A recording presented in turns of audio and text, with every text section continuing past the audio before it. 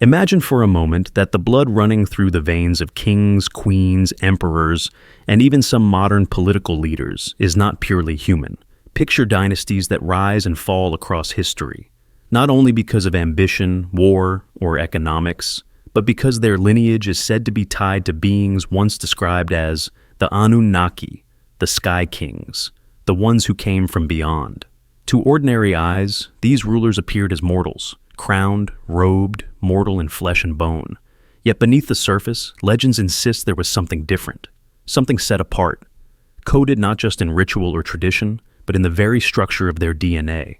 The story begins in the cradle of civilization, ancient Mesopotamia. There, in clay tablets thousands of years old, scribes wrote of the Anunnaki, celestial beings who descended from the heavens to rule humanity. Some scholars interpret these as mere myth, but others suggest a far darker implication, that these texts are not symbolic but historical, that kingship itself was granted directly from these beings, a divine right literally coded into blood. Mesopotamian kings did not claim authority simply through conquest, they claimed it through divine descent. Their authority was not elected, not earned. It was inherited. Kingship, the tablets say, descended from heaven. As time moved forward, this concept of sacred bloodlines spread. In Egypt, the pharaohs were called sons of Ra, or children of the gods, their very DNA described as divine. The rituals of mummification, the elaborate pyramids, the careful breeding within royal families, all can be reinterpreted as strategies to preserve a lineage thought to have originated with sky-born rulers. In ancient China, emperors were described as the sons of heaven, their rule justified not only by mandate but by inheritance, their authority literally written into their blood. In the Andes, the Inca called their rulers children of the sun. Across continents, across millennia, the same claim repeats. Leaders are not chosen by people, but by descent from above. But what if these parallels are not coincidence? What if across all cultures, the idea of divine right, the concept of kingship, and the obsession with blood purity are not simply symbolic, but literal?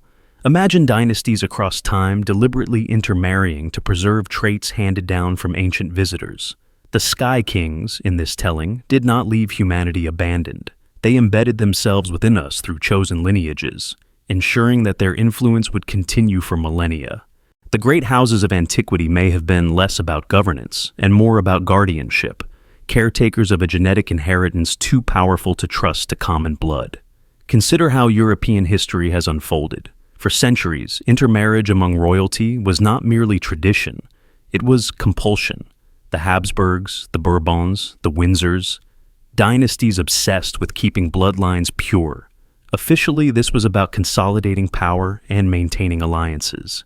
Yet the pattern echoes something older, the preservation of a genetic spark. Genealogists have traced how nearly every European royal family can connect back to a handful of ancient houses, raising the question, were these houses themselves descendants of something not entirely human? Even today, conspiratorial whispers surround certain families. The British royal family, often scrutinized for their unusual traditions and secrecy, are sometimes claimed to be descendants of these very Sky Kings.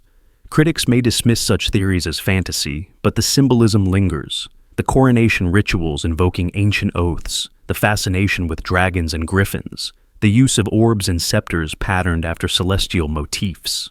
These are not simply decorative, they are reminders, perhaps, of a heritage bound to the stars. The Rothschilds, the Rockefellers, powerful dynasties of wealth and finance, are also pulled into these narratives. Their power does not lie on a throne, but in the invisible structures that shape nations. Banks, corporations, governments. If kingship descended from heaven once in temples of stone, perhaps its modern form has shifted into boardrooms and financial institutions. The medium has changed, but the blood remains the same, according to this hypothesis. And what is power, if not the ability to shape the destiny of millions with a single decision? That authority may have been seated long before stock markets or parliaments existed, embedded in veins carrying a heritage too ancient to name. The evidence is circumstantial, yes, but woven together it creates a tapestry of unease. From Babylon to London, from Thebes to Washington, the same obsession surfaces. Bloodlines, inheritance, divine right. It begs the question, were these families chosen, Or were they engineered, sculpted by ancient hands that reached into human DNA and crafted rulers for their own designs? Take, for example, the myths of semi-divine kings. Gilgamesh, the hero of Mesopotamia, is said to have been 2/3 god and 1/3 man. Alexander the Great claimed descent from Zeus. Roman emperors insisted they were sons of Venus or Mars. These were not mere boasts, they were declarations of lineage. If one accepts the possibility that the Anunnaki were real, then these myths become evidence of genetic blending, a hybrid heritage designed to dominate. But the grip of lineage extends beyond ancient times. Look to the medieval concept of the blue blood. Nobles across Europe claimed their blood was different, purer, even visible beneath the skin. Their veins appeared bluer, their complexion paler, as though they were marked. In truth, this was the result of inbreeding and genetics, but symbolically, it reinforced the idea that their heritage was not the same as that of the common people. Could this phrase be a faint echo of something far older, an attempt to describe bloodlines engineered long ago? The connection becomes even more unnerving when we examine global leadership today.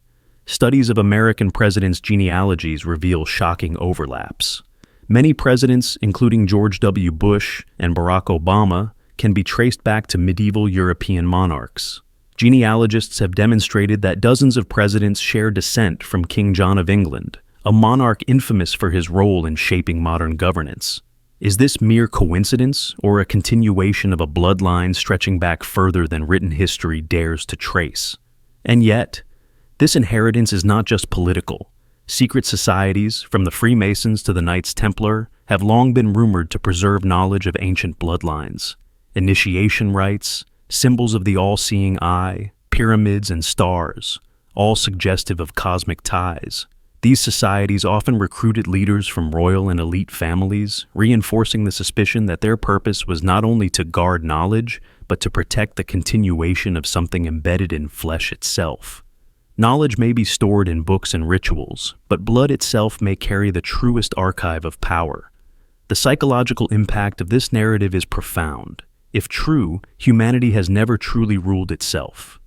Every revolution, every cry for democracy, every dream of freedom may have been only a surface shift, while beneath, the same blood continued to direct history's course.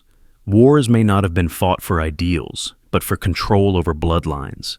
Marriages may not have been for love, but for the preservation of something unspoken. Entire nations may have been reshaped, not by the will of the people, but by the quiet continuity of a lineage that never let go.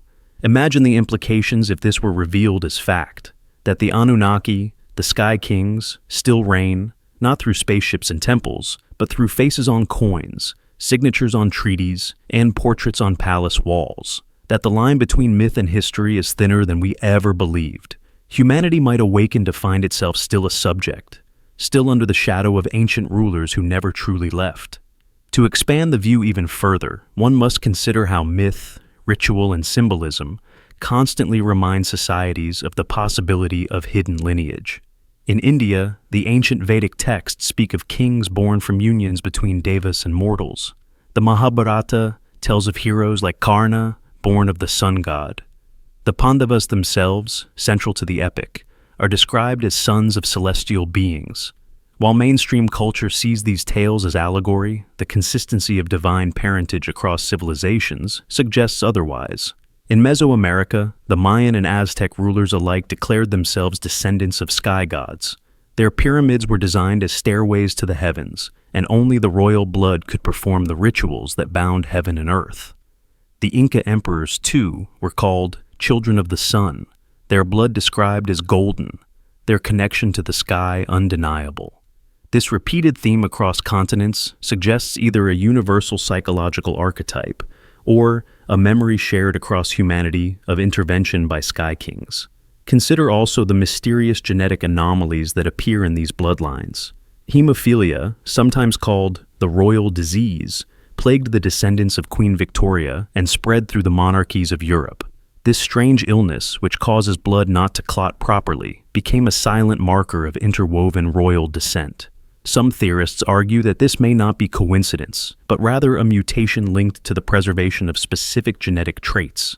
perhaps unintended consequences of keeping an ancient inheritance alive. And then there is the Rh-negative blood factor, which occurs in a minority of humans yet is strangely prevalent in royal and elite families. Unlike most blood, Rh-negative has no evolutionary explanation that fits neatly within mainstream science. It resists mixing with Rh-positive blood, often creating complications in pregnancy unless carefully managed.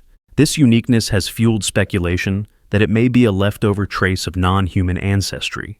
If kingship was designed to carry such markers, then the persistence of Rh-negative blood in ruling families may be more than chance. Even the coronation rituals of modern monarchs echo ancient patterns. And when a British monarch is crowned, the ceremony involves anointing with oil, a tradition that predates Christianity and echoes back to Mesopotamian rites of divine kingship. The orb, representing dominion over the world, the scepter, symbolizing divine authority, and the crown itself, a circlet reminiscent of solar rays, mirror symbols from the earliest depictions of the Anunnaki. These rituals may not simply be theater, they may be acts of continuity, ensuring that the bond between dynasty and sky remains unbroken. In the Middle East, dynasties like the Abbasids and the Ottomans linked themselves to prophetic bloodlines, tracing descent from the prophet or from ancient kings. The very legitimacy of their rule depended on the claim of descent, not on merit. This obsession with ancestry above all else reinforces the possibility that leaders across time have known the truth, that power is not won, but inherited, passed like a secret torch through generations. And when such dynasties collapse, the question remains, does the bloodline truly end, or does it simply find a new disguise? Modern pop culture even seems to echo these ancient truths. Consider how countless films, novels, and television series depict hidden royal bloodlines, chosen ones whose destiny is written in their very genes. From Arthurian legends of the sword and the stone to the science fiction sagas of galactic empires, the same story repeats. The rightful ruler is determined not by choice, but by blood. This motif resonates because it may be tapping into a truth buried in our collective memory, a truth of Anunnaki lineage. And still, a darker possibility remains. If the Anunnaki bloodlines are real, then their control may not be limited to thrones and crowns. It may extend to influence over technological and cultural development itself. Who funded the great voyages of exploration? Who controlled the banking systems that shaped the rise of nations? Who influenced wars from behind the curtains, choosing winners and losers not based on ideology, but on which bloodline needed to endure? In this way, the hand of the Sky Kings may be visible not in temples or palaces, but in every major shift of civilization. Perhaps the most haunting idea is that humanity has subconsciously accepted this arrangement. We celebrate royal weddings, watch coronations with fascination, and gossip about elite families as though their existence is natural, even necessary. Could it be that deep in our psyche we remember their origin? That we instinctively acknowledge their otherness, sensing that their rule is older than history itself? Our myths, our symbols, and even our entertainment seem to prepare us for the revelation that rulers are not chosen, they are preserved. And if one day this secret were unveiled, how would humanity respond? Would we reject our rulers as imposters? Or would we embrace them as guardians, protectors, chosen to preserve a connection to the stars? The answer may depend not only on belief but on evidence. Evidence that may already exist, hidden in archives, guarded by secret societies, whispered of in ancient texts. Until that moment, the world continues under the illusion of freedom while dynasties tracing their lineage to the sky. Kings preserve a truth older than nations, older than history, perhaps older than humanity itself. Throughout history, rulers have not only wielded armies and wealth, they have also commanded belief. One of the most enduring myths that granted power to dynasties is the myth of the divine right of rule. The idea that kings, emperors, and leaders are not chosen by people, but by the will of the gods. This belief has taken many forms, but at its core lies a haunting implication, that authority descends from the heavens, not from the earth, and therefore cannot be challenged without defying the divine. In ancient Mesopotamia, the Sumerian kings proclaimed that kingship itself descended from heaven. Clay tablets preserve this phrase with chilling clarity. For them, rulership was not an invention of men, but a cosmic decree. A ruler did not rise by chance or ambition. He was inserted into history by forces beyond mortal understanding. And if he was chosen by such powers, to rebel against him was to rebel against the cosmos itself. This set the tone for millennia of human civilization. Rule as a sacred command. The Egyptians built their entire civilization on this principle. The pharaoh was not simply a king, he was Horus in the flesh, the living embodiment of a god. When he died, he became Osiris, lord of the underworld, his son taking his place as Horus, reborn. Every generation, the cycle of divinity renewed itself, as though the throne were less a seat of governance and more a channel for the eternal. Subjects did not serve a man, they served the gods through the man. In this way, obedience was transformed from civic duty into cosmic law. China carried the same theme, though in different words. The mandate of heaven justified the rise and fall of dynasties for centuries. A ruler who prospered was said to have heaven's blessing. A ruler who faltered faced rebellion, not merely from subjects, but from the will of heaven itself.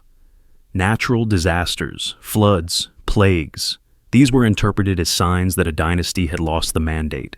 Yet, once another house seized power, they too cloaked themselves in the same divine authority, the cycle repeating endlessly. The language differed, but the story was the same. Power descends from above. In medieval Europe, the divine right of kings crystallized into doctrine. Monarchs like James I of England declared openly that kings were God's lieutenants on earth, accountable only to the divine. To question them was treason not only to crown, but to heaven. This doctrine became a shield, allowing monarchs to silence opposition by equating dissent with blasphemy. The Bible was used to reinforce the idea, with verses claiming that authority was ordained by God, that rulers were ministers of God set above the people. What might otherwise have been political convenience became an article of faith. But the myth of divine rule goes deeper than political convenience. It draws upon a primal longing in the human psyche, the need to believe that leadership is not arbitrary, that those who govern us are connected to something greater. Across cultures, stories of semi-divine rulers blur the line between myth and history. Gilgamesh, 2/3 divine. Hercules, the son of Zeus. The emperors of Rome declared gods upon their deaths. Even in societies that claimed to be rational, the myth endured. Julius Caesar was assassinated, yet within years the Senate declared him divine. Augustus then claimed to be the son of a god, establishing an empire that lasted for centuries. The link between power and divinity proved too strong to sever. Anthropologists argue that the myth of divine rule may have evolved to stabilize societies. If rulers are sacred, then obedience is absolute, rebellion unthinkable. But what if these myths are not merely inventions? What if they preserve fragments of memory from a time when beings described as gods actually walked among men? If the Anunnaki truly intervened in human affairs, granting kingship to chosen lineages, then the myth of divine right is not myth at all. It is a faint echo of historical reality, retold until it hardened into dogma. Consider the coronation rituals that have survived into the modern age. In Britain, the monarch is still anointed with holy oil, echoing the consecrations of Mesopotamian kings. The scepter, the orb, the crown, all are symbols with celestial origins. In France, kings were crowned at Rheims, where sacred oil kept in a vial supposedly delivered by a dove from heaven was used to anoint them. The ritual transformed a man into something beyond human, bridging the gap between earth and sky. These traditions are not relics. They are continuities, reminders of where the idea of rule began. Even revolutions have struggled to fully break free of the myth. When Napoleon crowned himself emperor, he placed the crown on his own head. But he did so in a cathedral, under the eyes of God. The American founders rejected kings, yet their language invoked providence, destiny, divine blessing. Political power shifted, but the instinct to connect authority to the heavens lingered. Perhaps this instinct cannot be erased, for it is bound to our deepest fears. If leaders are not chosen by heaven, then perhaps they are chosen by chance, and chance is chaos. The myths of divine rule also carry darker undertones. If rulers claim descent from gods, then they claim superiority not only in status but in essence. The concept of blue blood arose from the idea that noble blood was fundamentally different, purer, closer to the divine. Such myths justified oppression, slavery, and hierarchy, convincing entire populations that inequality was natural, even sacred. To defy it was not merely rebellion, it was sacrilege. In this way, myth became the most powerful weapon of control, locking societies into obedience with chains not of iron, but of belief.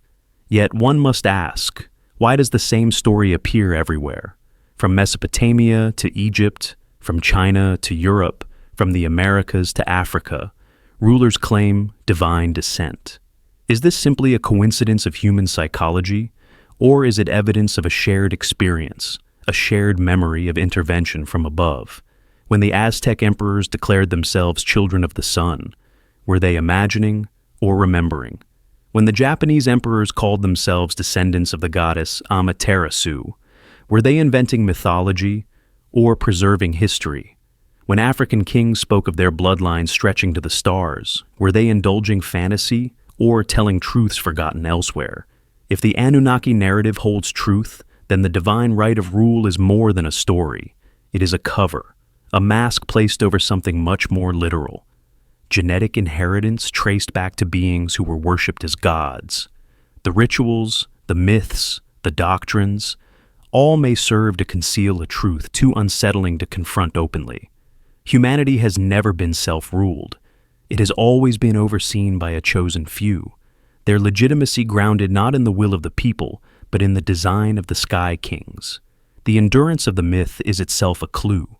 Societies change, religions rise and fall, empires collapse, but the idea remains. We accept leaders more easily when we believe they are chosen by something greater. We forgive their failures when we think they are part of a divine plan. Even today, politicians cloak themselves in religious language, invoking God, destiny, or fate. The myth adapts, but it never disappears. Perhaps because it was never a myth at all, but the faint outline of a story humanity has tried to forget. So, when we hear of divine right, we should not dismiss it as superstition. We should ask instead, what memory does it conceal? What truth does it echo? And if the myths are right, if power truly descends from the heavens, then who or what still decides who rules us today? Crowns have long been the ultimate symbols of rulership, from the glittering diadems of medieval Europe to the heavy golden circlets of Asia and Africa. Crowns are not merely ornaments, they are condensed statements of authority, legitimacy, and cosmic connection. But hidden within their shapes lies a mystery often overlooked. Why do so many crowns across cultures resemble the helmets depicted in Sumerian art, the headgear of the so-called Anunnaki, the Sky Kings? Could it be coincidence, or is it a visual memory carved into the traditions of humanity? The earliest depictions of rulers in Mesopotamia show them wearing conical or horned helmets. These helmets were not simple battle gear.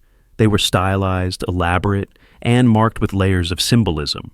The horned crown, in particular, was reserved for gods in Sumerian iconography. To wear it was not just to be powerful, but to be recognized as divine. When kings of Ur or Akkad depicted themselves with such headpieces, they were not only claiming authority, they were presenting themselves as continuations of the sky-born rulers. What is striking is how this design echoes through time. The crowns of Europe, with their high arches and pointed structures, bear uncanny resemblance to the helmets carved into ancient Sumerian reliefs. Even the banded circlets with central peaks rising like horns parallel the same visual language. Scholars may explain this as archetypal design, cultures independently associating height and prominence with power. But when the echoes are this precise across continents and millennia, the explanation feels incomplete. Egypt offers another example. The white crown of Upper Egypt, tall and conical, is shockingly similar to the elongated helmet seen on Mesopotamian gods. The red crown of Lower Egypt, though flatter, still curves upward into a form resembling a protective helm. When the two were combined into the double crown, it represented the unification of heaven and earth, an echo perhaps of the Anunnaki themselves, who were said to unite the realms of sky and soil. Pharaohs wearing these crowns were not simply monarchs, they were embodiments of celestial authority. In medieval Europe, the crown evolved into an ornate circlet adorned with arches and crosses. Yet its base form, a band rising into vertical points, mirrors the same silhouette. Some royal regalia even include horns, wings, or radiant spikes.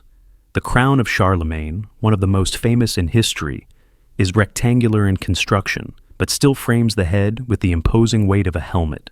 The later crowns of England and France, though adorned with jewels, follow the same principle. A celestial cap, designed less to decorate than to signify contact with powers beyond the earthly. Why would crowns echo helmets? One explanation is practical. Helmets signify protection, dominance in battle. Another explanation is psychological. Covering the head transforms an individual, separating him from ordinary men. But if we return to the Sumerians, a more unsettling possibility emerges. The helmets of the Anunnaki may not have been ceremonial at all. They may have been technological, devices to shield them, to communicate, or to enhance their power. If so, the crowns of later dynasties are not mere ornaments, but imitations of a lost technology, a way to recall or replicate the aura of divine presence. Imagine a crown not as jewelry, but as imitation technology. The arches might echo antennas. The spikes could mimic energy conduits. The very act of crowning may have been an echo of a ritual once performed to channel contact with other realms. When kings placed such objects on their heads, they were not only signifying authority, they were reenacting a memory of the Sky Kings, who wore helmets of power when they descended. In this light, coronations are not simply political theater, but faint shadows of ancient encounters. Even the materials of crowns bear symbolic weight. Gold, the metal of eternity, was the favored medium. In Sumer, gold was described as the flesh of the gods. In Egypt, it was the metal of the sun. Across cultures, crowns fashioned from gold linked rulers to immortality, echoing the supposed immortality of the Anunnaki. Jewels embedded in crowns were not chosen merely for beauty. They symbolized stars, planets, the celestial realms. Each gem was a fragment of the heavens placed on the head of the ruler, binding him not only to earth, but to the cosmic order. The continuity stretches even to modern times. The British crown jewels, displayed with such pomp, contain orbs, scepters, and crowns, whose forms repeat these ancient motifs. The imperial state crown, with its arches rising to a central peak, resembles not just a medieval invention, but an artifact echoing Sumer. Why would these designs persist unless they carried deeper meaning? Why would generations preserve the same shapes if they were not tied to something far older than medieval pageantry? Some researchers suggest that this is no accident, that the elites of history deliberately modeled their regalia on ancient helmets to signal continuity with divine ancestors. To wear such a crown was to say, we are not merely rulers, we are heirs of the sky. Whether consciously or not, each coronation, each glittering display, reaffirmed this bond. And for the subjects watching, the symbolism worked. To see a king crowned was to glimpse, however faintly, the majesty of the gods themselves. The psychological impact cannot be overstated. A crown is more than an object. It is theater for the mind. It elevates the wearer, makes him more than human, and establishes distance between ruler and ruled. But if crowns truly derive from the helmets of the Anunnaki, then their power is not merely psychological. They are reminders, deliberate or accidental, of a time when beings descended wearing such headgear, beings whose presence defined what it meant to rule. The continuation of these designs suggests that even when memory faded, the symbol endured.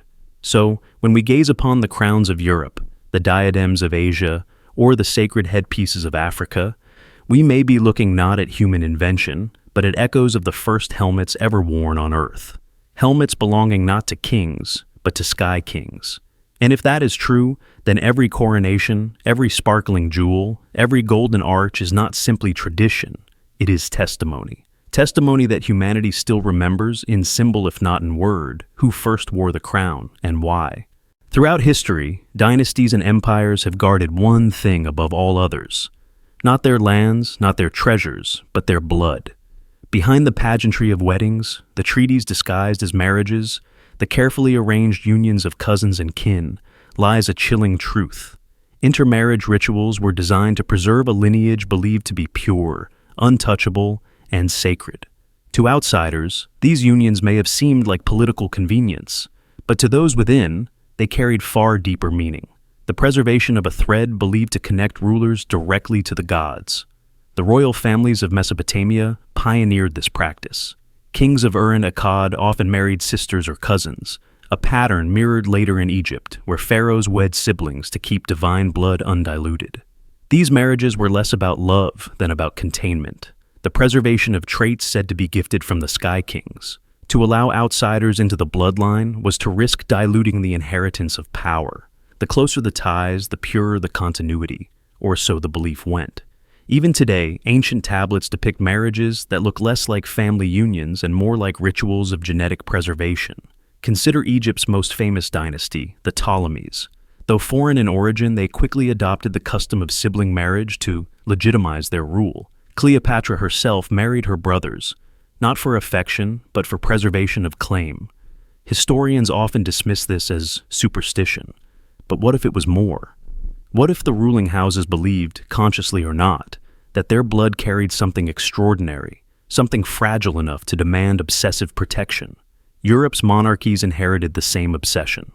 The Habsburgs, ruling across Spain, Austria, and beyond, intermarried for centuries until their line nearly collapsed under genetic deformities. The infamous Habsburg jaw, a disfigurement caused by generations of cousin marriages, was the visible cost of their pursuit. Yet they endured because for them, blood was worth more than health.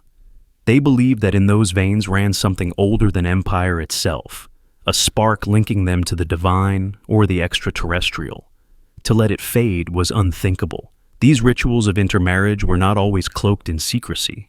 In many cases, they were celebrated, performed with pomp, framed as sacred duty. The act of two relatives joining was declared an act of loyalty not to each other, but to a lineage. Priests blessed these unions not simply as marriages, but as renewals of a covenant stretching back to the gods. To preserve pure blood was to preserve contact with heaven itself. This was not romance, it was ritual engineering. The language of purity runs across cultures. In India, the caste system preserved hierarchical boundaries for millennia, forbidding unions outside designated groups. In medieval Europe, noble houses guarded their heirs with the same vigilance, arranging marriages within narrow circles. Even in Mesoamerica, Aztec nobles practiced selective marriages, ensuring that only certain families could claim descent from divine ancestors. Though separated by oceans and eras, the same pattern appears. Intermarriage as preservation, not of wealth, but of something believed to be celestial. The dangers of such rituals are well documented. Inbreeding leads to genetic decline, hemophilia in the houses of Europe, sterility in Egyptian dynasties, physical deformities among monarchs who clung too tightly to the illusion of purity. But what if these sacrifices were deliberate? What if dynasties believed that deformity was a lesser price than dilution? That the preservation of a trace of Anunnaki blood, however costly, was more important than the health of individuals? Seen through this lens, the persistence of intermarriage is not foolishness, but devotion. The psychological weight of these unions was immense. Princes and princesses raised from birth knew their marriages were predetermined, that their personal desires meant nothing. They were told they were vessels, guardians of a sacred thread of inheritance. The wedding chamber became a laboratory. The family tree, a sacred text. Generations of lives bent to one goal: keep the blood intact. And for subjects watching, these rituals confirmed what they had always been told, that their rulers were not like them, but something other, something elevated. Modern genealogical studies reveal just how successful these dynasties were. Nearly all of Europe's royals can trace ancestry back to Charlemagne, himself tied through legend to earlier divine kings. American presidents, too, share ancestry with medieval monarchs. The concentration of lineage in such small circles is staggering, suggesting that the obsession with intermarriage worked. Against the odds of history, the same families reappear in positions of power again and again, as though the blood itself demanded its survival. Secret societies amplified the same belief. Initiation rites often spoke of hidden bloodlines, of guardianship of sacred families. Marriages within these circles were encouraged, reinforcing bonds not just of secrecy, but of blood. To be part of such a union was to be chosen, to be set apart, to contribute to the preservation of a genetic inheritance linked not to humanity at large, but to something beyond it. Even today, whispers of elite families arranging unions in quiet halls suggest that the practice never truly ended. It merely evolved. The persistence of the myth of pure blood haunts us. Science now reveals the dangers of inbreeding, the folly of closing off genetic diversity. Yet, the myth endures, not in biology, but in symbolism. Purity remains a metaphor for superiority, exclusivity, divine favor. Politicians marry within elite circles. Billionaires wed the heirs of other billionaires. The language has shifted, but the impulse is the same. Behind every carefully staged wedding photo may lie an echo of the oldest ritual. Protect the blood. Keep the line unbroken. If the Anunnaki theory holds, then intermarriage rituals were never about politics at all. They were about continuity, an attempt to preserve fragments of a lineage that began not on Earth but in the skies. Each arranged marriage, each forbidden love story sacrificed to dynastic duty, was part of a larger plan. Keep alive the inheritance of the Sky Kings. And if this is true, then every modern dynasty that prizes its pure blood is not merely clinging to tradition. They are maintaining a covenant that started when the first kings claimed a descent from the heavens. Across countless tombs, from Mesopotamia to Egypt, from the royal barrows of Europe to the pyramids of Mesoamerica, one motif appears again and again: stars, carved into stone, painted on sarcophagi, embroidered into royal garments, placed above the heads of kings even in death. The star is more than decoration. It is a code, a symbol, a reminder of origins not rooted in earth, but in the sky. Why were rulers buried with star symbols? What compelled cultures so distant, so separated by time and geography, to honor their leaders with the same celestial signs? In Mesopotamia, the connection is explicit. The Sumerian cuneiform sign for God was a star. Every deity was represented by a star sign, and rulers claimed their legitimacy by associating their names with these celestial markers. When a king died, his tomb was adorned with star imagery, not to honor his memory alone, but to guide his soul back to the realm from which his authority came, the heavens. The star was not just a symbol of divinity. It was a map, pointing rulers to their celestial origin. Egypt echoed the same truth in different forms. The ceilings of royal tombs, from the Valley of the Kings to the burial chambers of the pyramids, were painted with constellations. Stars were not random decoration. They were carefully arranged maps of the night sky. Pharaohs were described as becoming stars in death, joining the imperishable ones that circled the heavens. The pyramid texts proclaim that the king will ascend and sit among the stars, his body returning to the sky from which his rule was born. Burial with star symbols was not merely honoring the dead, it was launching them home. The same practice appears in Mesoamerica. Mayan kings were buried beneath temples aligned with celestial events. The Temple of Inscriptions in Palenque, where the great ruler Pakal was entombed, is covered in star and planetary motifs. His sarcophagus lid depicts him not merely as a man, but as a traveler into the heavens, his path guided by cosmic symbols. The Aztecs, too, linked their rulers with the stars, believing emperors became celestial beings upon death. Burial was transformation, the return of the king to his cosmic family. In China, star symbolism surrounded the imperial cult. The emperor, known as the Son of Heaven, was tied to the pole star, the fixed point around which the heavens revolve. In death, he was buried with star maps, jade discs carved to represent the cosmos, talismans designed to connect his spirit to the celestial order. These objects were not ornaments, but keys, ensuring that the ruler's soul rejoined the heavenly court. The cosmic bureaucracy mirrored the earthly one. Just as he ruled subjects on earth, so too would he rule among the stars. Europe, too, embraced this celestial imagery. Medieval kings were buried with star-studded banners, heraldic emblems featuring suns, moons, and constellations. Even in Christianized contexts, the imagery persisted, cloaked in new language but carrying ancient memory. The idea that rulers ascended to heaven after death, becoming shining lights in the firmament, echoes the Sumerian and Egyptian beliefs. The graves of nobles were marked with stars carved into stone crosses, a subtle reminder of their destiny among the heavens. Why this obsession? One explanation is symbolic. Stars are eternal, rulers are mortal. To place stars in tombs is to suggest continuity, a promise that kings live on in memory as the stars live on in the sky. But the recurrence across unrelated cultures suggests something deeper. Could these symbols preserve the memory of rulers who truly came from the stars, whose bloodlines were seeded by beings remembered as gods? If rulers were descended from the Anunnaki, then stars in their tombs were not metaphors, but signatures, reminders of the ruler's true heritage. Even the choice of burial orientation reflects this. Pyramids aligned with Orion's belt, temples oriented to solstices, mounds constructed to face celestial north.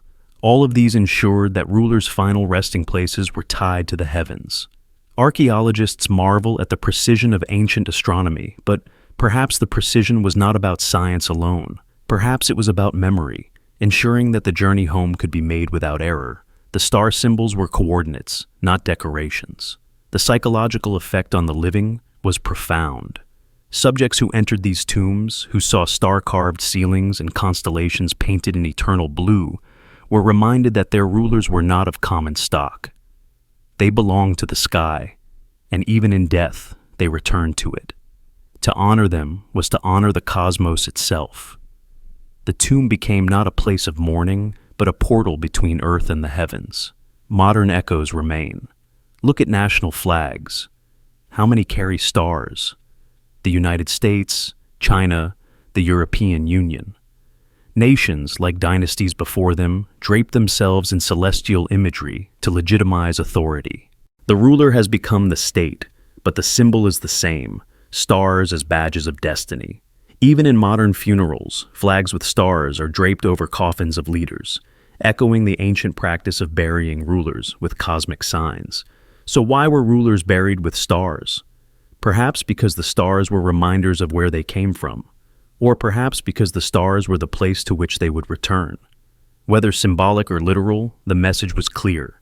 Kingship is not earthly. It is cosmic. The ruler is not just a man, but a bridge between the sky and the soil. And if the Anunnaki theory holds truth, then those star symbols are not decorations at all. They are signatures, left on tombs to remind the living of who once walked among them. In the modern age of science, secrets once protected by myth and ritual now leave traces in blood. DNA, the blueprint of life, has become the ultimate archive, storing within its spirals not only the story of an individual, but the story of lineages stretching back millennia. For ordinary families, DNA is a record of ancestry. For royal families, it is something far more guarded. A vault of secrets, a biological archive that may conceal truths too disruptive to reveal. What if within those archives, locked away in laboratories and sealed behind the walls of palaces, lies evidence that kingship truly did descend from the stars? Across the world, projects have quietly gathered the genetic material of monarchs. Samples preserved from centuries-old remains, tissues kept from embalmed corpses, and now, databases of living royals. Officially, these are for medical study or for historical curiosity. But behind the scenes, they serve another purpose. They preserve continuity. They guard a map of blood that has been carefully maintained through centuries of intermarriage, ritual, and control. Royal DNA is not just heritage, it is legacy, a coded contract with history itself. Consider the mystery of the Romanovs, the last imperial family of Russia. When their remains were discovered, DNA analysis confirmed their identity. Yet hidden within the scientific papers lies something stranger. Their DNA carried rare markers not commonly found in the general population. Similar anomalies appear when scientists examine mummies of Egypt or preserved remains of medieval monarchs. To the public, these are quirks of ancestry. But to those who study ancient myths, they hint at something more, remnants of a lineage that may not be entirely human. The most striking example is the Rh-negative blood factor. Rare in humans overall, it appears disproportionately in European noble families. Scientists cannot explain its origin. It does not fit easily into the evolutionary map. Yet, it persists, protected by centuries of intermarriage. Some have speculated it is evidence of genetic engineering, a trace of something non-human. In royal DNA archives, these anomalies are cataloged, studied, hidden behind the walls of laboratories not open to the public. If such traits are truly remnants of Anunnaki intervention, then those archives may hold proof of the greatest secret in history. What makes these archives more unsettling is how tightly they are controlled. Unlike public genetic databases, royal DNA is off limits. Researchers who attempt to access it face layers of bureaucracy, permissions from governments, and resistance from institutions. Why? If it is just blood, why protect it so fiercely? The answer may be that within these archives lie markers too dangerous to disclose, proof that the myths of divine right, of descent from the stars, were not just stories but biological fact. The secrecy extends beyond governments. Secret societies, long rumored to protect ancient knowledge, are also said to guard genetic information. In whispers and leaked documents, there are claims of hidden vaults containing centuries of genealogical records paired with preserved DNA samples. The idea is chilling, that a complete record of certain bloodlines exists, protected through war and revolution, ensuring that the truth of descent is never lost. Such archives are not just history, they are keys, waiting for the right lock. Imagine what could be revealed if these archives were opened. The entire story of human leadership could be rewritten. We might find connections between dynasties once thought separate, uncovering a single thread of lineage stretching from Sumer to modern Europe. We might discover genetic markers that link royals to regions of DNA not shared by the rest of humanity. Such a revelation would collapse the boundary between myth and science, proving that kingship truly was seeded by beings from beyond. It would explain why rulers claimed a divine right, why bloodlines were so carefully preserved, and why secrecy remains so strong even today. Even without access, glimpses surface. In 2010, scientists extracted DNA from the remains of Tutankhamun. The results showed deformities, evidence of inbreeding, and genetic anomalies that remain unexplained. Official reports stress medical conditions, but they avoid deeper questions. Why does the boy king's DNA differ so sharply from common Egyptians of his era? Why do similar anomalies appear in royal mummies across dynasties? These questions are filed away, overshadowed by safer narratives. The archives hold the answers, but those answers are too dangerous to speak aloud. The psychological weight of this secrecy is immense. People are drawn to royal weddings, fascinated by dynasties, not just because of wealth or glamour, but because of an unconscious recognition. These families are different. If the archives confirm what myths have whispered, that rulers are descended from sky kings, then every coronation, every royal ritual is revealed as theater concealing biological truth. For centuries, humanity has bowed to rulers, not merely because of power, but because of coded differences carried in their blood. Modern technology could expose everything. Whole genome sequencing can unravel lineages in unprecedented detail. Artificial intelligence can detect patterns invisible to the human eye.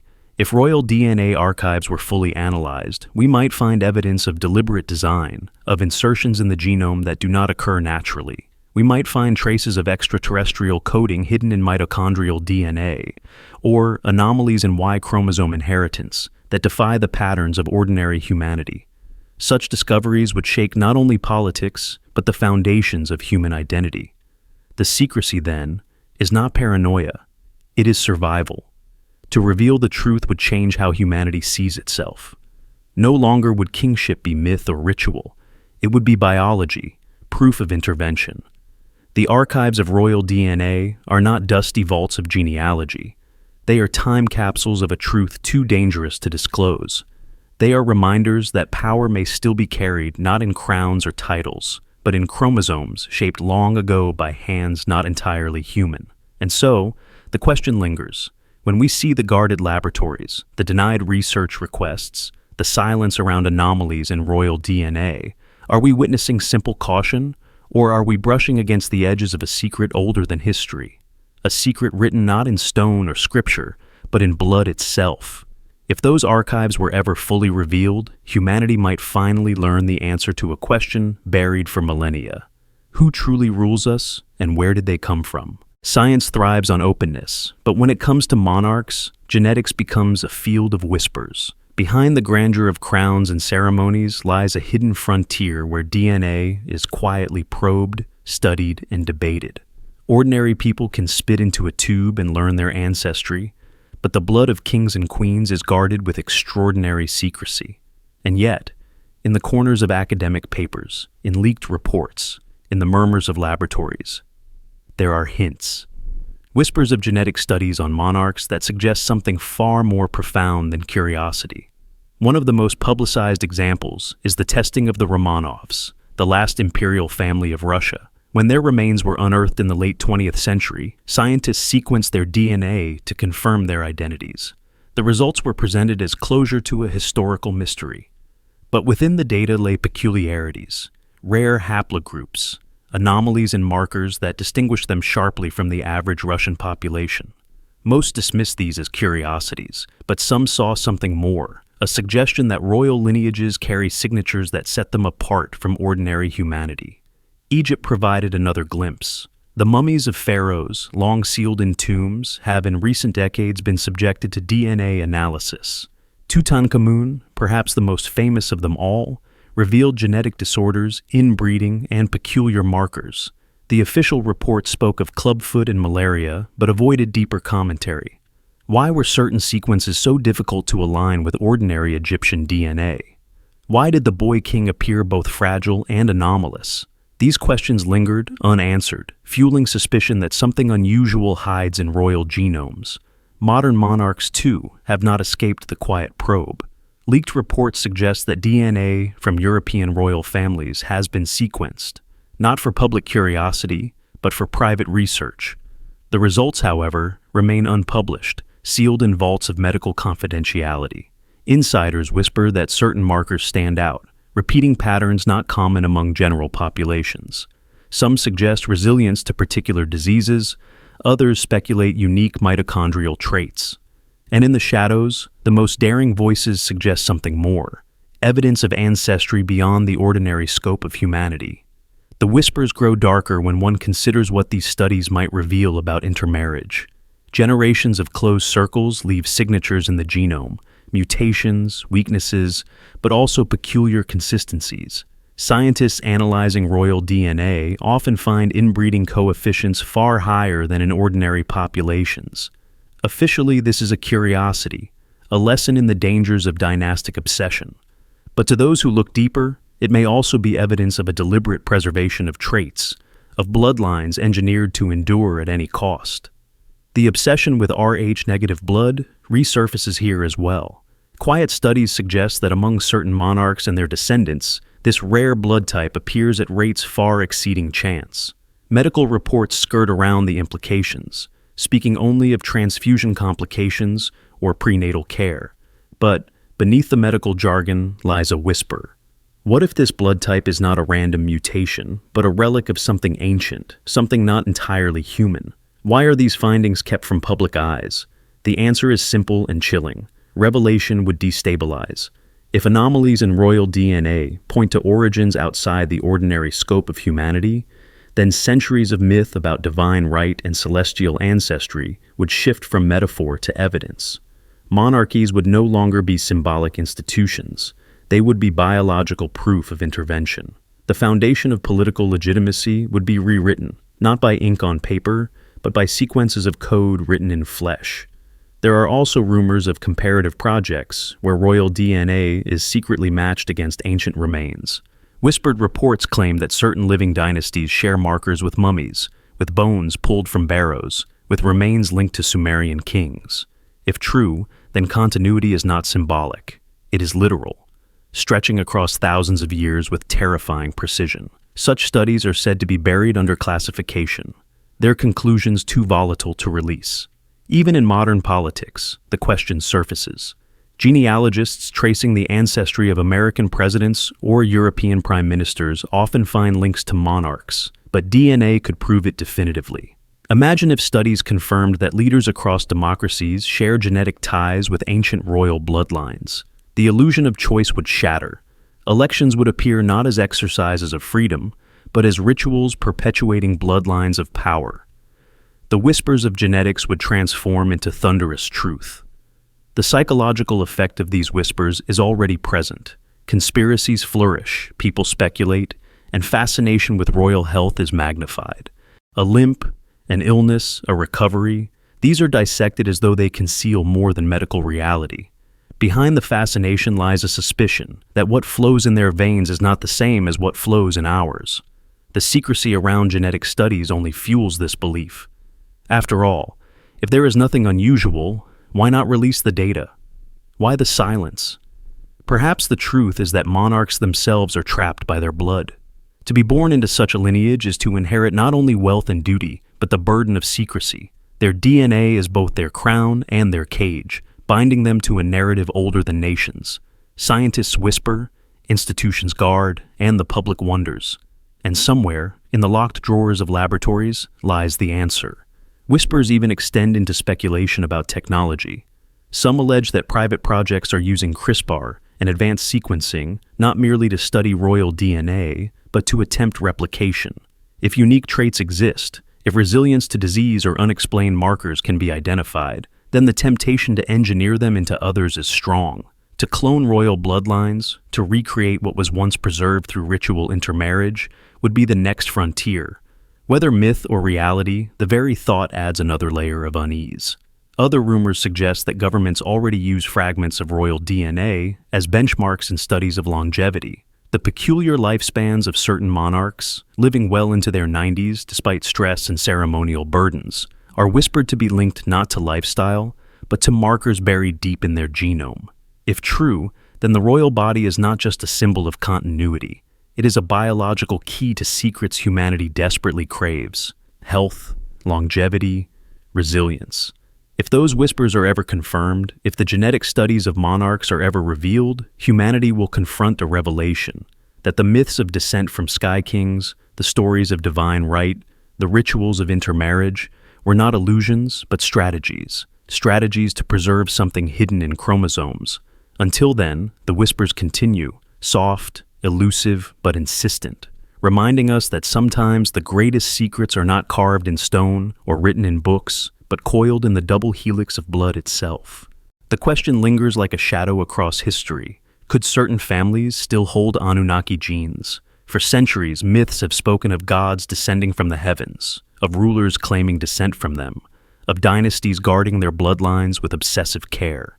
If those myths conceal truth, then fragments of Anunnaki legacy may still flow quietly through human veins, not scattered randomly, but concentrated into families who have long understood the value of their inheritance. The oldest records from Sumer spoke of the Anunnaki as sky kings, beings who came to Earth, established order, and chose humans to rule on their behalf. These chosen ones were not ordinary mortals.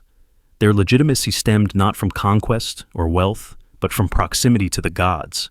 Kings were described as shepherds appointed by heaven, their blood carrying authority others could never possess. From the very beginning, power was biological, not merely symbolic. Dynasties across Mesopotamia preserved this principle. Kings of Ur, Lagash, and Akkad meticulously recorded their genealogies, tracing their bloodlines to semi-divine ancestors. Egypt adopted the same belief. Pharaohs were sons of Ra, their blood glowing with fragments of celestial fire. In India, the Vedic texts spoke of rulers descended from the Devas. In Mesoamerica, the Maya and Aztecs claimed ancestry from sky serpents and shining gods. Across continents, the story repeats, rulership justified by divine blood. If these were only myths, why would so many dynasties guard their blood with such intensity?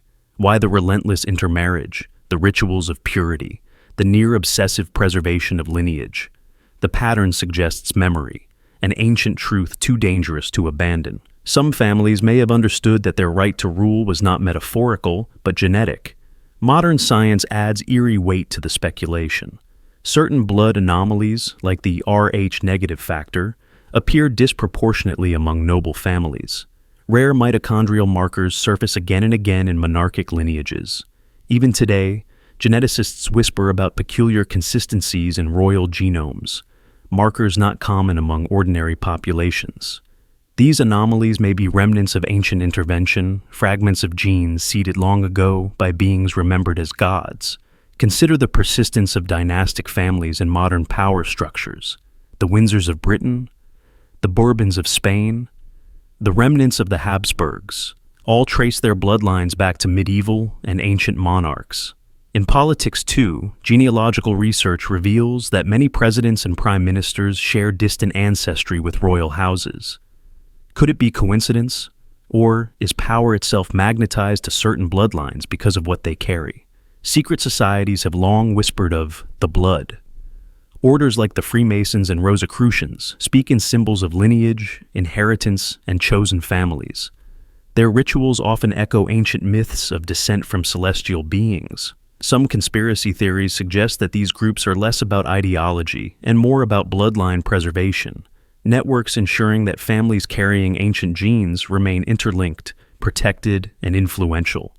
Even in modern popular culture, the fascination persists. Films, novels, and legends return again and again to the theme of hybrid blood, of hidden families carrying extraordinary traits. These stories resonate because they echo an ancient suspicion that humanity is not uniform, that some carry within them a spark of something alien. Could this fascination be subconscious memory of truths long buried? If certain families still hold Anunnaki genes, the implications are staggering. It would mean that history is not merely the story of human ambition, but of guided inheritance. Wars of succession, dynastic marriages, coronations, all may have been less about politics than about safeguarding genetic treasure. Even revolutions that toppled monarchies may not have erased the bloodlines. Many rulers simply blended into aristocracy, banking dynasties, and politics, carrying their inheritance quietly into new ages. Modern technology may soon test the myth. Whole genome sequencing can identify anomalies invisible to older methods. If scientists compare the genomes of ruling families with ordinary populations, would they find patterns that defy explanation? Would they uncover fragments of sequences not native to human evolution? Such a discovery would collapse the distance between myth and fact, proving that the divine right of kings was rooted not in superstition, but in biology. Skeptics argue that anomalies in royal DNA are products of inbreeding and social isolation. But this explanation cannot account for the global consistency of myths. Why would civilizations separated by oceans all insist that rulers were of divine blood? Why would dynasties across time and geography cling to the same rituals of purity unless they were preserving something real? The persistence of the narrative itself is evidence that memory survived, however distorted, across generations. The deeper question is not whether Anunnaki genes survive, but what they signify. If fragments remain, do they carry powers, resilience, intelligence, longevity that shaped history? Or are they inert, silent traces of a forgotten past? If they still influence humanity, then perhaps the allure of certain families, their uncanny ability to dominate politics, finance, and culture, is not merely chance. Perhaps charisma, authority, and dominance are not just social constructs, but echoes of ancient design. And so, the question lingers, could certain families still hold Anunnaki genes? If they do, then every royal wedding, every dynastic succession, every billionaire's carefully chosen marriage is not just personal. It is the quiet continuation of an ancient project. Humanity may believe itself free, but if bloodlines seeded by Sky Kings still shape our leaders, then history itself is proof of inheritance. And until science or revelation forces the truth into daylight, those genes, if they exist, remain hidden in plain sight. Across the ruins of empires and the ashes of revolutions, one phenomenon continues to haunt history: the mysterious resilience of blood dynasties. Kings are dethroned, monarchies abolished, palaces burned to the ground, yet somehow the families themselves endure. Centuries may pass, governments may collapse, but the same surnames, the same bloodlines, re-emerge in new forms of power. What explains this uncanny persistence? Coincidence? Strategy? Or something embedded in their very blood? From Mesopotamia to modern Europe, dynasties display an almost supernatural ability to survive. The Sumerian kings listed on clay tablets ruled in succession for centuries, their bloodline woven into myth as well as politics. In Egypt, despite invasions and upheavals, the principle of royal descent endured. Each new pharaoh expected to prove a blood link to predecessors.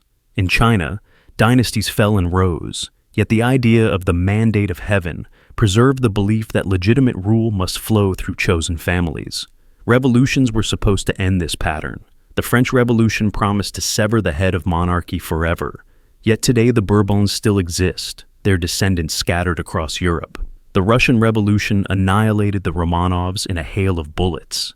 Yet whispers of surviving branches persisted, and DNA confirmed cousins in European courts.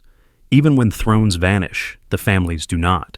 They transform into bankers, politicians, magnates, and celebrities, retaining influence long after their palaces are dust. One explanation is wealth. Dynasties accumulate riches across centuries, building financial cushions that outlast states. Another is strategy. Intermarriage creates networks across nations, so when one throne falls, cousins abroad provide refuge. But wealth and politics alone cannot explain the uncanny pattern of survival. Countless rich families disappear into history. Countless politicians fade. Why do these bloodlines in particular seem immortal? Some argue that cultural memory itself protects them. Subjects, even when rebelling, retain subconscious awe for old blood. Names like Windsor, Bourbon, or Habsburg carry weight beyond their current status. The very presence of such families rekindles myths of legitimacy. Even without crowns, they are treated as more than ordinary. Yet this reverence may not be cultural conditioning alone. It may be biological memory, the lingering recognition of difference in families once touched by something beyond humanity. Modern science adds unsettling layers. Studies reveal that royal families often live longer than average populations, even when exposed to stress and upheaval. Their resilience to disease, their recovery from crises, and their uncanny longevity suggest unusual factors. Some monarchs have reigned into their 90s with mental sharpness intact, defying statistical expectation. Is this the result of privilege or the echo of genetic inheritance designed for endurance? Theories of Anunnaki legacy find fertile ground here. If fragments of non-human genes persist, they may provide resilience beyond explanation. Slower aging, resistance to illness, heightened fertility at critical junctures. Such traits would naturally preserve dynasties, allowing them to survive where others perish. Even diluted across generations, a fragment of alien design could tilt the odds of survival, ensuring that families of the Sky Kings remain present, even if only in whispers. History is filled with eerie examples. The Habsburgs survived plagues, wars, and endless assassinations, always reappearing in new roles. The Rothschilds, though not royal by crown, intermarried with noble houses and weathered revolutions, their financial empire immune to the tides that sank nations. The Windsors navigated 2 world wars and the decline of empire, yet still sit upon a throne. Across continents, blood dynasties prove unyielding, bending but never breaking. Their survival seems less like history and more like destiny. Even in modern democracies, the persistence is undeniable.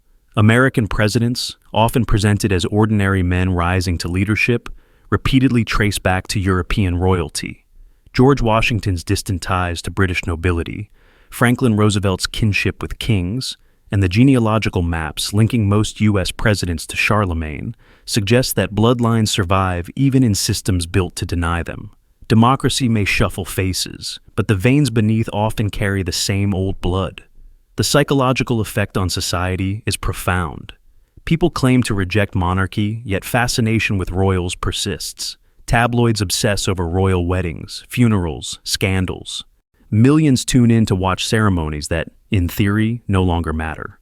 This fascination is not merely cultural, it may be instinctual, the recognition of something enduring in certain families, something that resists erasure.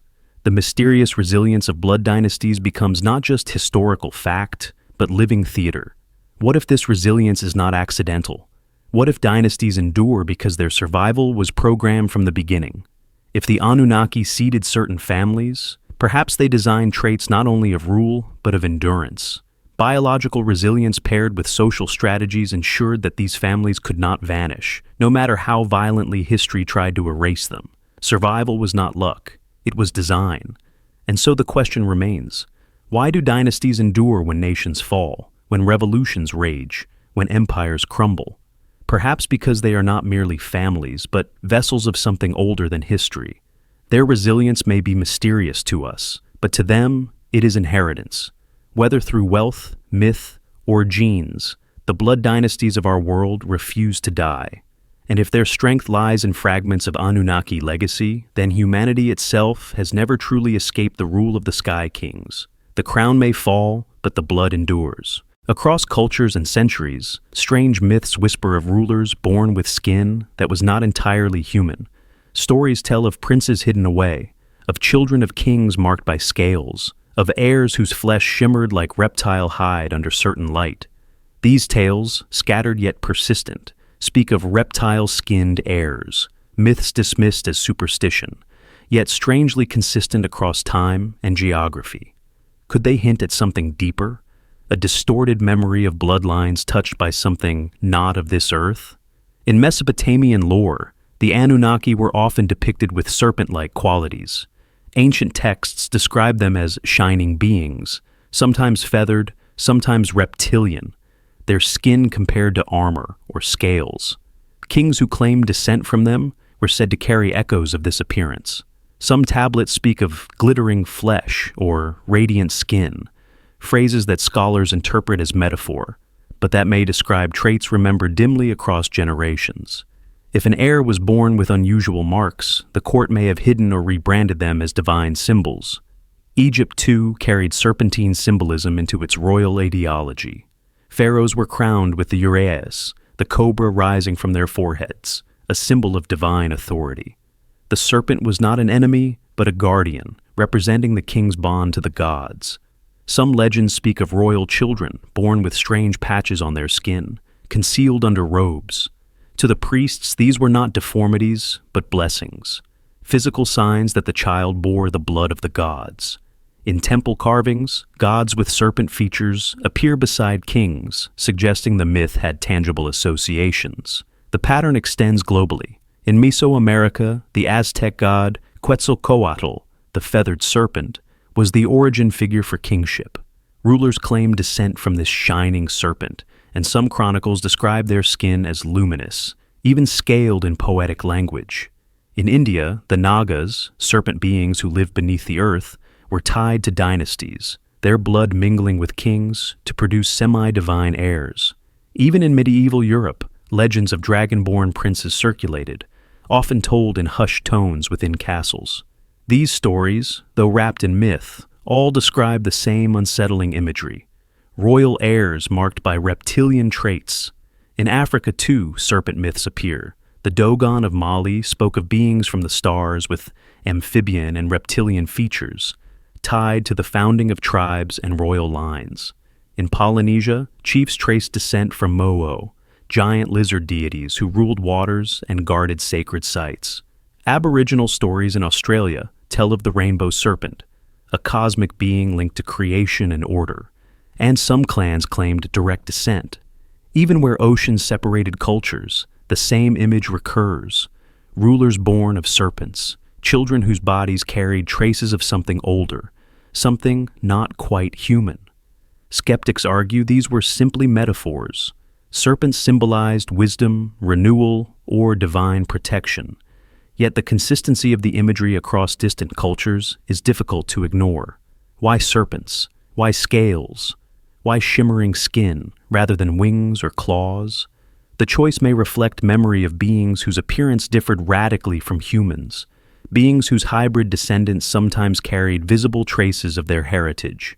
Whispers of concealed heirs surface throughout history. Chronicles tell of infants hidden from view, explained as stillborn, but rumored to have lived in secrecy. Rumors claimed they bore reptilian features: elongated eyes, patches of scaled skin, forked tongues. Though dismissed by official history, such stories reflect a pattern: dynasties protecting bloodlines while concealing anomalies that could expose their origins. The public saw perfection in coronations, but behind palace walls, the truth may have been stranger. Medieval chronicles sometimes reference dragon marks on royal children. In Eastern Europe, noble houses traced their lineage to dragon slayers or dragon-born rulers, blending conquest myths with bloodline secrets. In Asia, emperors associated themselves with dragons, claiming the right to rule through their reptilian ancestry. The dragon throne of China was not metaphorical alone. It reflected a belief that the emperor embodied dragon qualities, sometimes described in texts as physical attributes. These myths were more than metaphor. They were coded acknowledgments that something unusual occasionally surfaced within dynasties. During the Middle Ages, whispers in Europe told of infants born to noble families with strange eyes like lizards, or skin that seemed rough to the touch. Some were said to die in infancy. Others allegedly lived in hidden chambers, cared for by attendants sworn to silence. Each tale, unverifiable yet persistent, reinforces the suspicion that bloodlines touched by gods carried legacies too visible to fully hide. In the modern age, myths of reptilian heirs persist as conspiracy theories.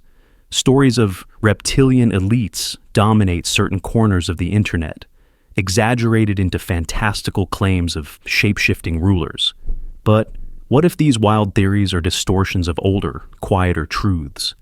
What if visible anomalies occasionally surfaced in royal bloodlines, only to be hidden, reinterpreted, or ritualized into myth? Perhaps what ancient peasants glimpsed in a child's strange skin became the seed for legends still alive today. Science, too, offers unsettling possibilities. Genetic anomalies can produce skin conditions that mimic scales, from ichthyosis to rare pigmentation disorders. In ordinary families, such traits are explained medically. But in dynasties obsessed with blood purity, such conditions would take on symbolic weight. If a child of royal blood displayed such anomalies, would it be seen as defect or proof of divine inheritance? Concealment, exile, or myth-making could follow, ensuring that the anomaly strengthened the dynasty's mystique rather than undermining it. Modern fascination with these myths shows how deep they run in our subconscious. Movies, novels, and shows return endlessly to reptilian hybrids, dragon heirs, and serpent-blooded royals. These fictions resonate because they echo whispers of real legends, echoes of a time when serpentine imagery surrounded kings and queens, not as metaphor, but as explanation. Humanity remembers in stories what it cannot prove in science. The symbolism of reptilian skin cannot be separated from survival. Reptiles are ancient, enduring creatures. To link rulers with them is to imply timeless resilience, cold-blooded patience, the ability to outlast chaos. In myth, serpent-skinned heirs embody qualities not human, but eternal. Perhaps this is why dynasties preserved these stories despite their strangeness, because they reinforce the belief that their blood carried something indestructible. If myths of reptile-skinned heirs hold truth, then our understanding of history shifts dramatically. It would mean that visible traits of hybrid lineage occasionally surfaced, only to be hidden or reinterpreted as legend. It would mean that even now, behind the polished images of royalty, anomalies may exist, carefully concealed from the public eye. And it would mean that the myths of descent from gods were not metaphor at all, but distorted records of what human eyes once saw. And so, the whispers persist, heirs hidden away, skin shimmering oddly under candlelight, dynasties guarding secrets behind palace doors. Myths call them reptile-skinned, but perhaps they were simply marked, traces of the Anunnaki's legacy surfacing in fragile human flesh. Until science or revelation uncovers the truth, we are left only with stories. Yet stories that refuse to die often conceal memories too strange to forget. Perhaps the question is not whether reptile-skinned heirs ever existed, but whether they still do. Shielded from sight, their presence hinted only in myth, ritual, and the guarded bloodlines of those who rule. Across the hidden corridors of power, there is something more enduring than crowns, more binding than treaties, more persistent than dynasties themselves. It is the oath, ancient words sworn in darkness, passed from generation to generation, spoken in chambers where no outsider may ever enter. These oaths, sealed in blood or ritual, are the invisible chains that hold together secret orders. Though kings fall, empires crumble, and religions fracture, the oaths endure, whispered across centuries like a song that never fades. What if the true continuity of power lies not in thrones or titles, but in promises made long ago to unseen masters, and never broken? From the earliest civilizations, oaths were understood as sacred contracts. In Sumer, priests swore upon the names of gods and stars, binding themselves to duties that transcended their lifetimes. In Egypt, initiates of temple orders pledged loyalty to the pharaoh, not only as ruler, but as embodiment of divine blood. In Greece and Rome, secret brotherhoods formed around mystery cults, where initiates swore silence on pain of death. The deeper one goes into the archaeology of history, the clearer the pattern becomes. Behind the spectacle of kingship, oaths were the architecture of loyalty, invisible yet indestructible. What made these oaths so unbreakable? It was not fear alone, though punishment for betrayal was often brutal. It was belief. Belief that words spoken in ritual carried spiritual weight. To break them was not merely treachery, but sacrilege. Some swore to gods, some to ancestors, and some, if the whispers are true, to beings not of this earth. If the Anunnaki truly walked among early humans, the oaths sworn to them may still echo in the bloodlines of their chosen servants. A vow sworn to the Sky Kings would not die with the body. It would be inherited, binding descendants as surely as it bound the first initiate. Secret societies through history preserve this mechanism. The Pythagorean Brotherhood, the Eleusinian Mysteries, the Orphic cults, all revolved around oaths of silence, secrecy, and loyalty. Medieval orders such as the Knights Templar and later the Rosicrucians and Freemasons wove complex rituals around vows that were never meant to be broken. Their initiates swore not only to protect knowledge, but to protect bloodlines. To betray the oath was to invite death, not just from fellow members, but from forces beyond human comprehension. Consider the medieval tales of knights who vanished rather than break their vows, or monks who endured torture but kept their secrets. These were not exaggerations. They were testaments to a system where loyalty was engineered to outlast even life itself. Oaths were the transmission wires through which ancient instructions flowed. When kingdoms fell, orders retreated underground, carrying their vows with them like seeds planted in darkness. Generations later, those seeds would sprout again, in new lodges, new brotherhoods, new secret societies, always bound by the same ancestral words. The most haunting thought is that some of these oaths may not have been symbolic at all. What if they were contracts with entities who demanded service not for a season, but for millennia? Ancient texts speak of covenants with gods sealed in rituals of fire and blood. Those who swore were marked, sometimes literally, sometimes through lineage. Their descendants bore the obligation, whether they wished it or not. In this view, secret orders are not voluntary clubs, but inherited duties. Families bound to carry out missions older than memory. Modern secret societies echo this language even now. Freemasonic initiations demand vows of silence and loyalty. Esoteric orders speak of chains of transmission, stretching back to primordial teachers. Conspiracy theories about groups like the Illuminati or Skull and Bones often exaggerate their influence, but the kernel of truth lies in the binding power of oaths. Members are tied not just by ambition, but by ritual promises. Promises that are psychologically unbreakable because they are cloaked in myth and fear. Why does this matter? Because oaths preserve continuity. While governments rise and fall, while ideologies shift, oaths guarantee that certain missions never die. A vow to protect a bloodline, to guard a relic, to transmit hidden knowledge. Such vows can cross centuries intact. Imagine a brotherhood swearing in 1000 BCE to preserve the line of a king descended from the Anunnaki. If that oath was passed through each initiate, each successor, then the same vow may still be alive today, binding modern elites in ways the public cannot see. Examples surface in subtle ways.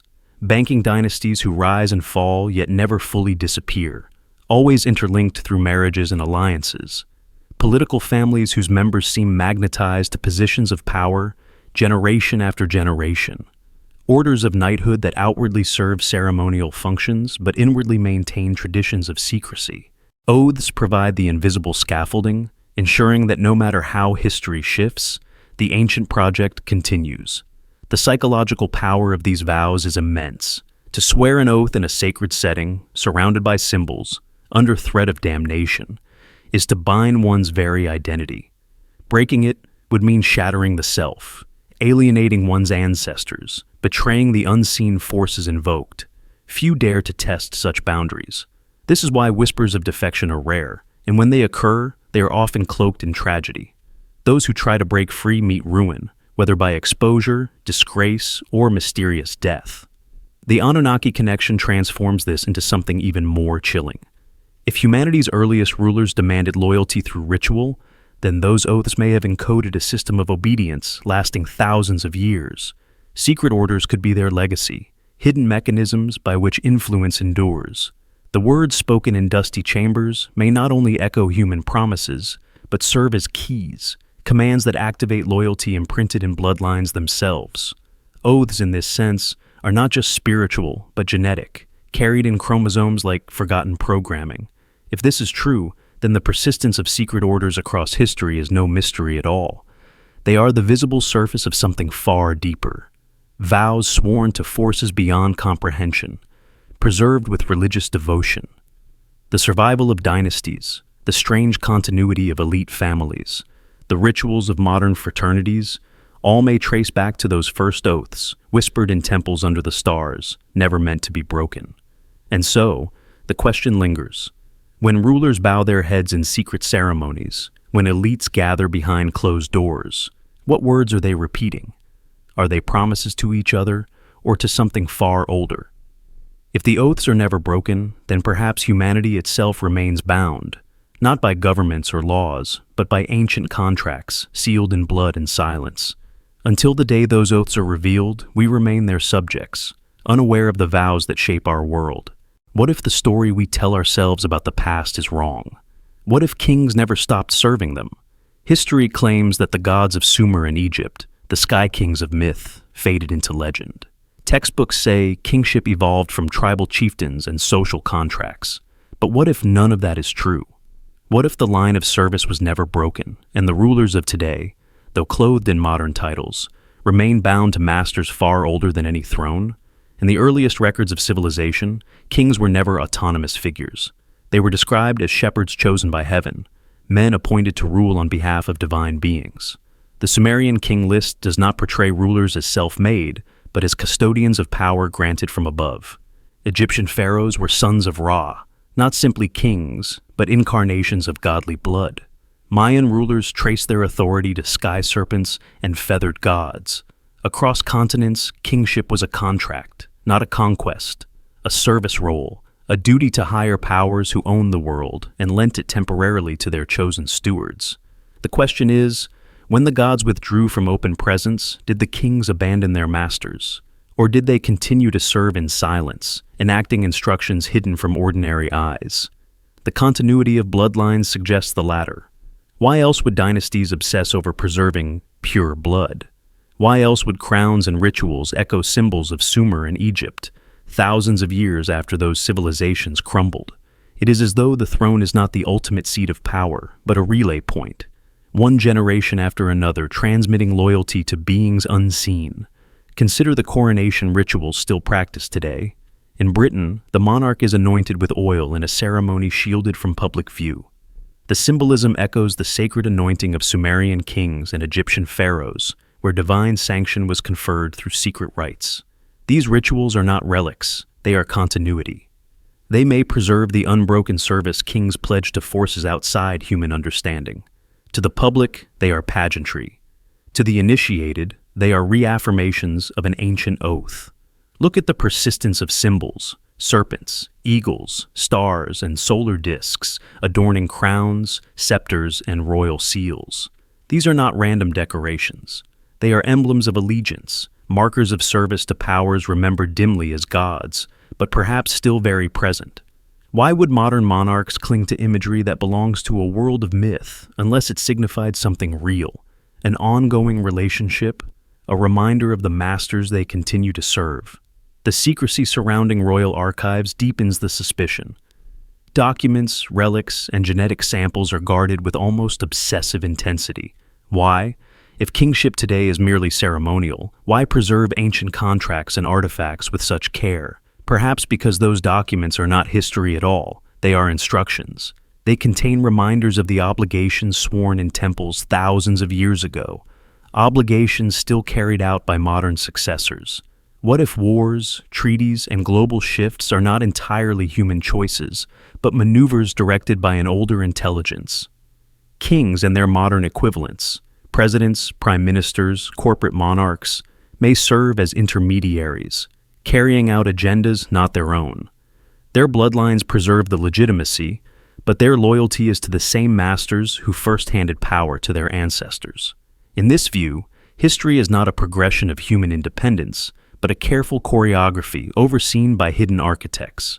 The idea may sound fantastic, yet it explains why certain families endure while others vanish. It explains why political power seems to recycle through bloodlines, no matter how often revolutions claim to end them. It explains the persistence of rituals that make little sense in secular modernity, but carry resonance in a framework of service to higher powers.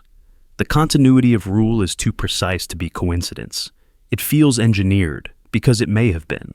Psychologically, the notion that kings still serve unseen masters haunts the human imagination.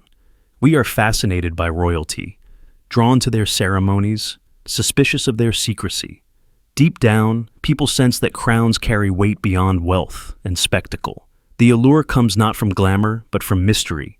We feel, without proof, that royals are custodians of something older, something they cannot admit, but cannot abandon. The whispers of service never broken stir in the collective subconscious. Imagine if this were proven true.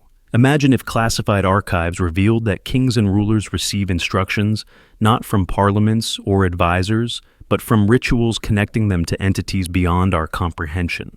Imagine if every coronation, every oath of office, is not simply a pledge to nation or people, but a reaffirmation of loyalty to the same beings who once strode openly through Mesopotamian temples. The illusion of independence would collapse. Humanity would see itself not as master of history, but as tenant, living under rules set by landlords who never left. Skeptics argue that monarchy has dwindled into ceremonial irrelevance. But if kingship is truly a continuation of service, then the facade of irrelevance may be deliberate. The less attention paid to crowns, the more easily the service can continue unnoticed. Influence need not be public to be real. In fact, secrecy strengthens obedience, ensuring that ancient instructions are followed without question from outside. And so, we return to the question, what if kings never stopped serving them? What if every ritual, every guarded symbol, every bloodline carefully maintained is evidence of continuity? Then history as we know it is only the outer shell. Beneath it lies a hidden narrative, where rulers are not sovereigns, but servants, bound by contracts older than civilization itself. Until the moment those bonds are broken or revealed, we remain ruled not by the kings we see, but by the unseen masters they still serve.